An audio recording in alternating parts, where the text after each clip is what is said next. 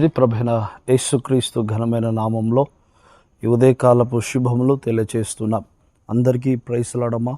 మరి దేవుడు ఇచ్చిన మహాకృపను బట్టి మీ ఎదుట ఉదయకాల సమయంలో దేవుని మాటను వాక్యమును మీ ఎదుట పంచుకోవడానికి దేవుడు చూపించిన మహాకృపను బట్టి దేవాది దేవునికి వందనాలు చెల్లిస్తున్నాం. ప్రతి ఒక్కరికి ఈ మాటలు వింటున్న ప్రతి ఒక్కరికి ఉదయకాలములో ఈ దినము శుభము కలుగునుగాక. మంచిది. యెషయా గ్రంథము 41వ అధ్యాయము 10వ వచనంలో దేవుడు చక్కటి మాటను వినిపిస్తున్నాడు. ఈ సంవత్సరంలో ప్రతి క్రైస్తవుడి జీవితంలో, ఈ మాటలు వింటున్న ప్రతి మానవుడి జీవితంలో చాలా ప్రాముఖ్యమైన విషయము, చాలా ప్రాముఖ్యమైన తీర్మానముతో ఈ సంవత్సరం అంతా ఉండాలి అని ప్రభుపేట మీ అందరినీ నేను వేడుకుంటున్నాను. ఎందుకు ఈ మాట చెప్తున్నాను అంటే, సంవత్సరాలు గడిచిపోతున్నాయి, దినాలు గడిచిపోతున్నాయి, కానీ కాలాలు గడిచిపోతున్నాయి, కానీ మన జీవితాలలో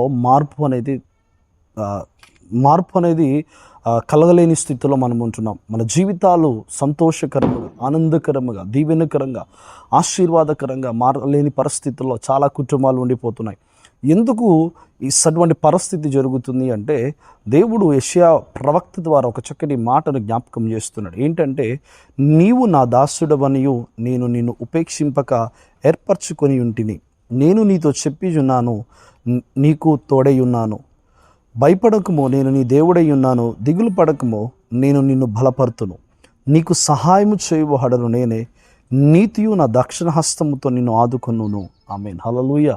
మంచి మాటను దేవుడు ప్రవక్త ద్వారా దేవుడు తెలియచేస్తున్నాడు. దేవుడు తన దాసులకు నిత్యము తోడుగా ఉంటానని వాగ్దానం చేస్తున్నాడు. దాసులు అనగా దేవుని బిడలు, దేవునితో నివాసించే వారిని దాసులు అంటాం. దేవునితో నివాసము చేసేవారి దాసత్వాన్ని పొందుకుంటాం. మనము దేవుని దాసత్వాన్ని కలిగి జీవించాలి. ఎప్పుడైతే దేవుని దాసత్వము కలిగి మనం జీవిస్తామో అప్పుడు దేవుడు మనకు తోడుగా ఉంటాడు. ఎవరికి దేవుడు తోడుగా ఉంటాడయ్యా? ఎవరికి దేవుడు బలాన్ని ఇస్తాడు? ఎవరిని దేవుడు భయపడద్దు అంటున్నాడు? ఎవరికి దేవుడు సహాయం చేస్తానంటున్నాడు? ఎవరికి దేవుడు నిత్యము చేయూతను అందిస్తానడు? అంటే తన చేతుల మీద నిత్యము దేవుడు కాపాడుతున్నాడు. అసలు ఎవరి గురించి వాగ్దానము రాస్తున్నాడు అంటే, ఎవరైతే దేవుని దాసత్వము కలిగి జీవిస్తారు. దాసత్వంలో ప్రాముఖ్యమైనది అంటే నమ్మకమైన వారిని దేవుడు చూస్తుంటాడు. దాసుడు అని ఎవరిని పిలుస్తారు అంటే, నమ్మకమైన వారిని దేవుడు పిలుస్తాడు. A faithful person will be always stand behind a person. అంటే విశ్వాసము కలిగి నమ్మకమైన వారికి మెండైన దీవెనలని దేవుని వాక్యం సెలవిస్తుంది. అందుకే దేవుడు ఎవరికి తోడుగా ఉంటారంటే, నమ్మకమైన వారికి దేవుడు తోడుగా. ఎవరికి నమ్మకంగా ఉండాలి? ఎవరికి నమ్మకంగా జీవించాలి? ఎవరికి నమ్మకంగా బ్రతకాలి? నిజముగా ప్రియమైన దేవుని బిడ్డలారా, ఈ సంవత్సరంలో నువ్వు దేవుని సన్నిధిలో చేయాల్సిన ప్రాముఖ్యమైన విషయం ఏంటో తెలుసా? నా దేవునికి నువ్వు నమ్మకంగా ఉండాలి. ఫస్ట్ ఆఫ్ ఆల్ మనం చేయాల్సిన విషయం ఏంటంటే, దేవునికి నమ్మకంగా ఉండాలి. దేవునికి ఎలా నమ్మకంగా ఉండాలి? ప్రతి విషయంలో, ప్రార్థనలో, వాక్యంలో, దేవుని సన్నిధికి వెళ్ళటంలో, దేవుడిచ్చిన ఆజ్ఞలలో, దేవుడు మన కొరకు మనము దేవునికి ఇచ్చిన మాటల్లో, దేవుని కొరకు మనం జీవించటంలో, దేవుని కొరకు మనం ముందుకు సాగటంలో, అన్ని విషయాల్లో దేవునికి నమ్మకంగా ఉండాలి. మనం అవసరం వచ్చినప్పుడు దేవుని పాదాలు పట్టుకొని, అవసరము తీరిపోయిన తర్వాత విడిచిపెట్టి మనకిష్టానుసారమైన జీవితాన్ని దీవించుకుంటూ, మనము చేసిన ఒప్పందాలు, మనము చేసిన ఒడమలికలన్నీ విడిచిపెట్టి ముందుకు సాగే జీవితాలు మనకొద్దు ప్రియమైన బిడ్డలారా. కాలము సమీపమై ఉన్నది. మనము చాలా త్వరలోనే దేవుని రాజ్యంలో అతి త్వర సమీపంలో మనము జీవిస్తున్నాం. కనుక ఈ సమీపమైన జీవితంలో మనం ఏముండాలంటే, నమ్మకముగా దేవుని సన్నిధిలో ఉండాలి. మన కుటుంబానికి, లోకంలో నమ్మకం, మన వృత్తిలో నమ్మకంగా ఉండాలి. మనం చేసే పనిలో కూడా నమ్మకంగా ఉండాలి. చిన్న వాటిలో కూడా మనం నమ్మకాన్ని కోల్పోతున్నప్పుడు దేవుడు ఏమంటారు సార్? ఎవరైతే నమ్మకముగా జీవిస్తారో వారికి నేను తోడుగా ఉంటాను. మనం ప్రియమైన దేవుని బిడ్డలారా, దేవుని వాక్యం వింటున్న ప్రియమైన సహోదరుడా, నీవు దేవునికి నమ్మకంగా ఉండాలి. నువ్వు చేసే పనికి నమ్మకం, నీ కుటుంబానికి నమ్మకంగా ఉండు, నీ బిడ్డలకు నమ్మకంగా ఉండు. నమ్మకముగా ఉన్నప్పుడు రివార్డ్స్ తక్కువగా ఉండొచ్చు, కానీ ఆ నమ్మకము ఒక దినమున నిన్ను, నీ కుటుంబాన్ని ఆశీర్వాదకరంగా ఉన్నది. నీతిగా బ్రతకటం నేర్చుకో. నీతిగా బ్రతకటం ద్వారా నీకు మెప్పులు, బహుమానాలు రాకపోవచ్చు, కానీ నీతిగా జీవించటం ద్వారా నా దేవుడు నీకు తోడుగా ఉంటాడు. నా దేవుడు నిన్ను బలపరుస్తాడు. నా దేవుడు నీకు సహాయం చేస్తాడు. నా దేవుడు నిన్ను ఓదారుస్తాడు. నా దేవుడు నీకు తన చేతుల మీద నిన్ను చెక్కుకొని ఉంటాడు. అందుకే దేవుడు చెప్తున్న మాట, నీవు దేవునికి నమ్మకంగా ఉండు. అబ్రహాము దేవునికి నమ్మకంగా ఉన్నాడు కనుక ఆశీర్వదించబడ్డాడు. 12 మంది శిష్యులలో 11 మంది దేవునికి నమ్మకంగా ఉన్నారు. ఒక్కడు మాత్రమే దేవునికి వెన్నుపోటు పడటం ద్వారా ఆ వెన్నుపోటు తన జీవితాన్ని పాడు చేసి దేవునికి నమ్మకత్వాన్ని కోల్పోయినప్పుడు మన జీవితంలో అనేకమైన విషయాలు మనం కోల్పోతూ ఉంటాం.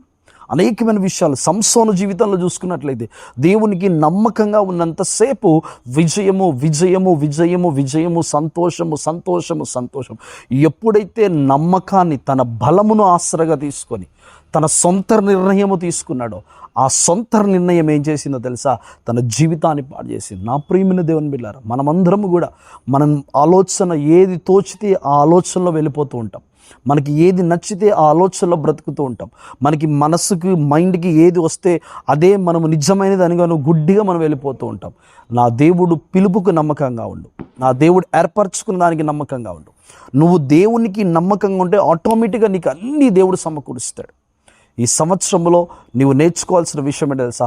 నా దేవునికి నువ్వు నమ్మకంగా జీవించు.